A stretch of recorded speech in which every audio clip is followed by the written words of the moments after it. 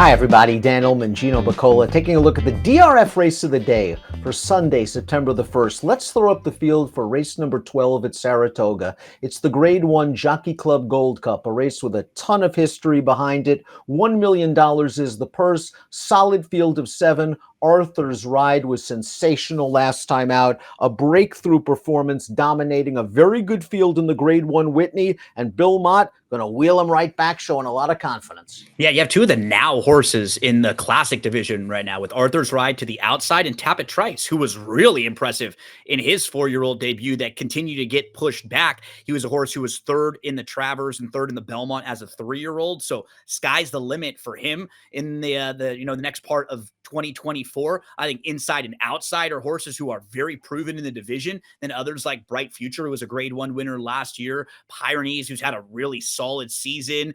Disarm is trying to get a signature win. Thought a very intriguing group here. With Arthur's Ride the likely controlling speed, as he was in the Whitney. We throw up the Timeform US pace projector. Arthur's Ride is just a fast horse, and he went fast. When you outkick horses like Skippy Longstocking and National Treasure to the lead and keep on going, that's a big performance. He's going to get to the lead in here, and he might have it easier than he did in the Woodward and in the Whitney. 1.25 miles, I guess, a slight question mark. Yeah, but there are not very many other fast early horses in here. A couple of pressers.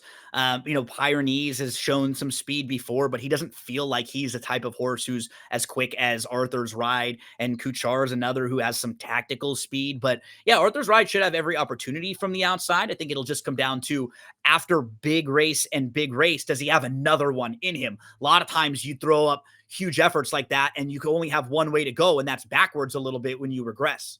Disarm, the number 4, is the fastest Timeform US late pace rating, and he's got some credentials as well. The Millionaire was second in last year's Travers Stakes. But we'll kick things off with Tapit Trice coming off of a win in the Monmouth Cup last time out. Let's watch that race. And a lot of times we see horses that are green at 3, and we're always excited to see them at 4. We wonder if they grow up, and many times they don't. But this was one of the more complete races I ever saw from Tapit Trice. I realize it was against a weak field, but it was his first start in almost a year. He was 4 wide first turn, 3 wide backstretch, and he just put the boots to them in the stretch.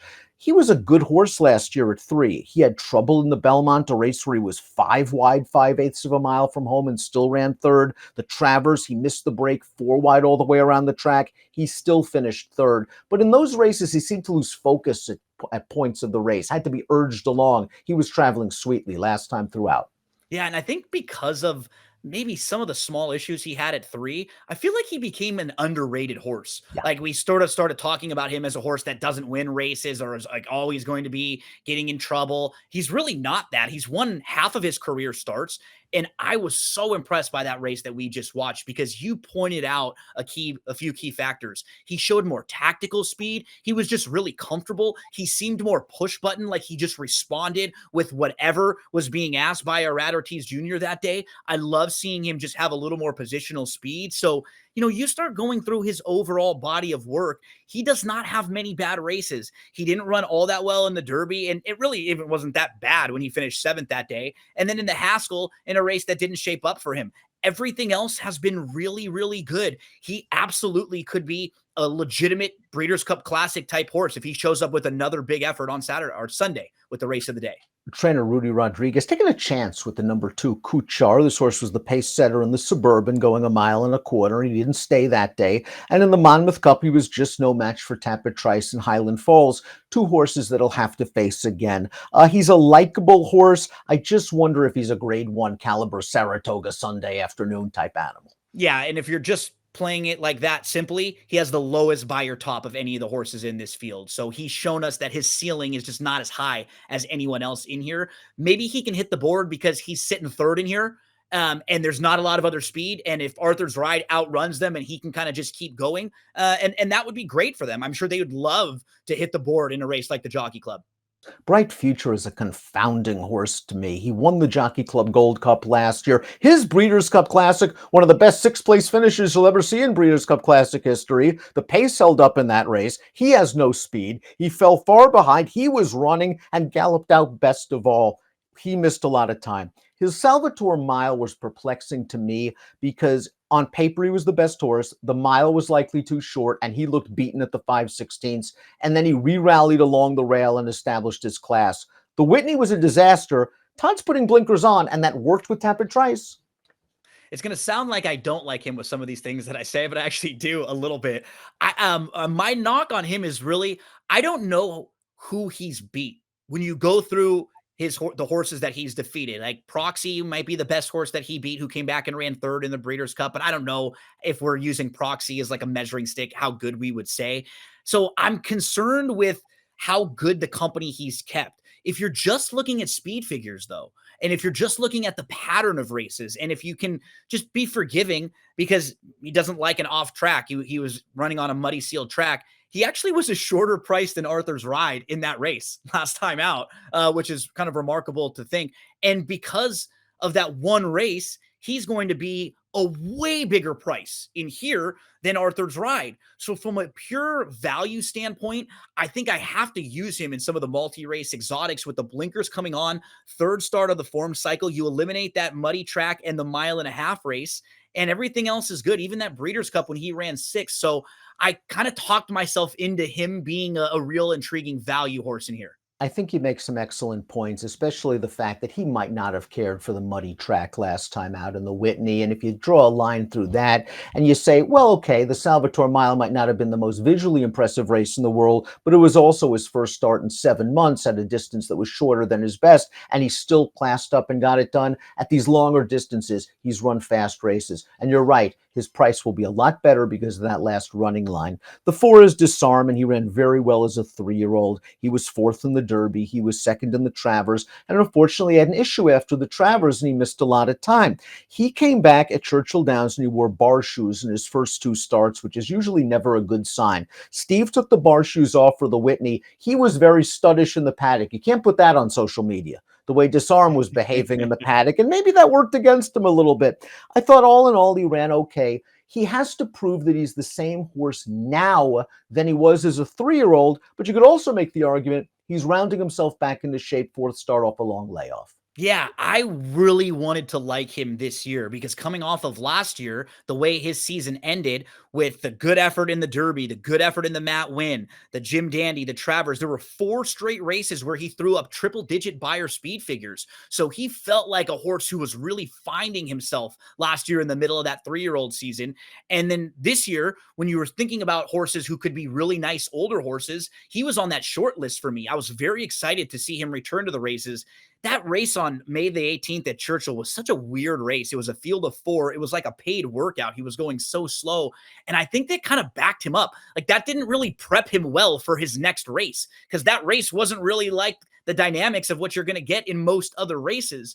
And when I started to go through, I wondered, Dan, his best effort this year came on a muddy track at Saratoga. You look at the races last year, Ellis Park in the Matt Winn, sloppy track. Saratoga, sloppy track. Saratoga in the Travers, muddy track. Is he just a horse who's a little bit better on a wet track or an off track? Because his best races last year were on an off track, and his best race this year so far has been on an off track. I think if there is some give, maybe you want to upgrade him.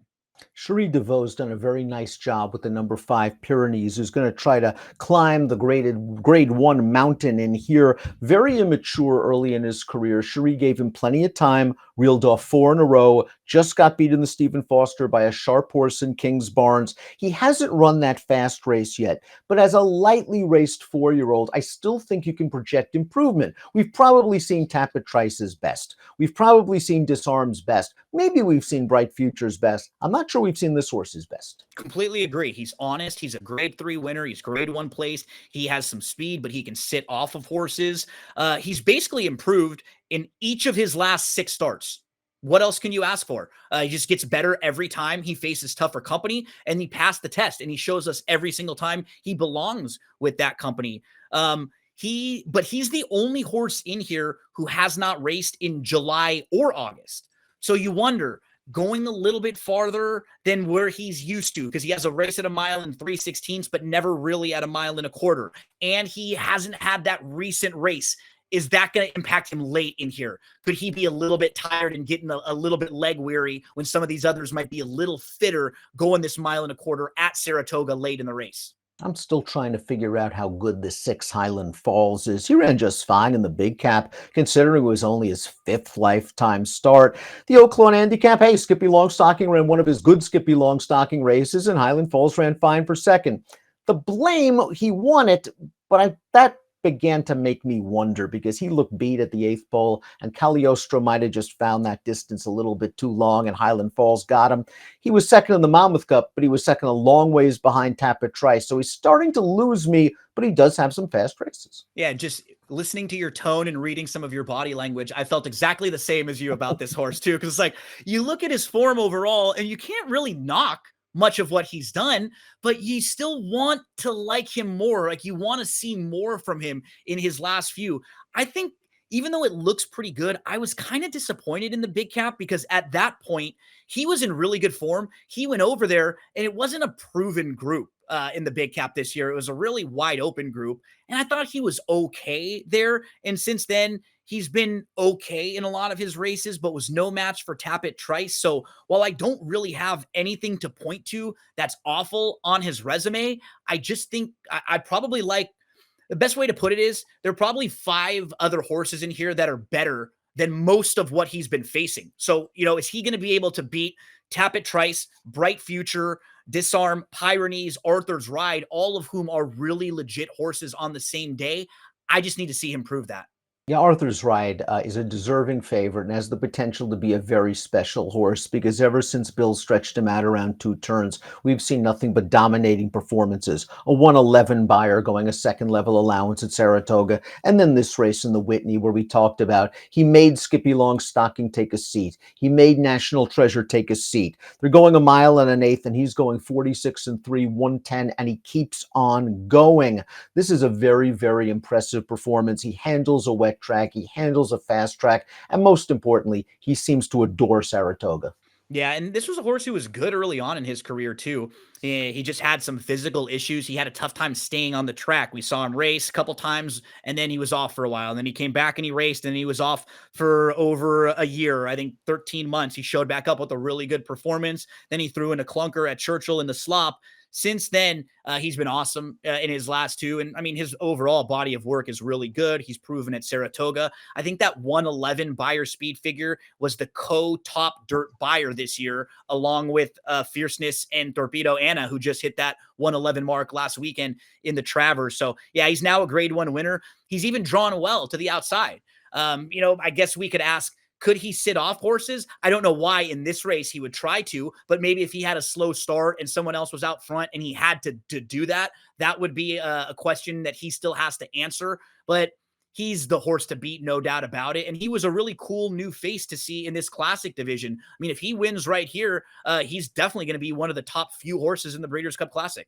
And all the horses that were chasing him in the early part of the race wound up nowhere. Closers ended up second and third. Arthur's Ride still had plenty in the tank. He's simply the horse to beat. Before we take a look at our top selections, please click the subscribe button on the Daily Racing Form YouTube channel for the latest DRF videos. Top pick time for the Jockey Club Gold Cup. We both have a tremendous amount of respect for the favorite Arthur's Ride. He's going to be tough to catch on the lead, but maybe Todd Pletcher can upset the apple cart at the graveyard of favorites. Yeah, and I think the 2 Pletcher horses are playable here. Yeah. So if you're looking at this race from a betting standpoint, I threw up Bright Future, who's a little bit better of a price, but I put Tapit Trice underneath because if he is in that 4 to 1-ish above 7 to 2 range, I think that's very fair value for him in this spot. And I loved that he showed us a little bit more tactical speed. So maybe he doesn't have to be, 7, 8 lengths behind Arthur's Ride in here. Maybe he could just stay more in striking range from the inside. So those would be my top 2 if you're looking for a horse to bet in here. Arthur's Ride, no doubt the horse to beat. And then I just thought the 5 Pyrenees is so cool. He's just a tough horse, and he's a fun one to root for. He just seems to be getting better and better with every start. I gave Tapit Trice a very mild nod over Arthur's Ride simply because it'll be a slightly better price. I'm expecting Arthur's Ride to run very well. Was Tapit Trice's most recent performance an example that he's just a more mature animal and ready to take that next step to be a true grade 1 horse, or did he just beat up a bunch of tomato cans and that made him look good? We'll find Find out on Sunday. 3175 for Gino, 1754 for me. It's the Grade 1 Jockey Club Gold Cup closing weekend at the Spa. Good luck.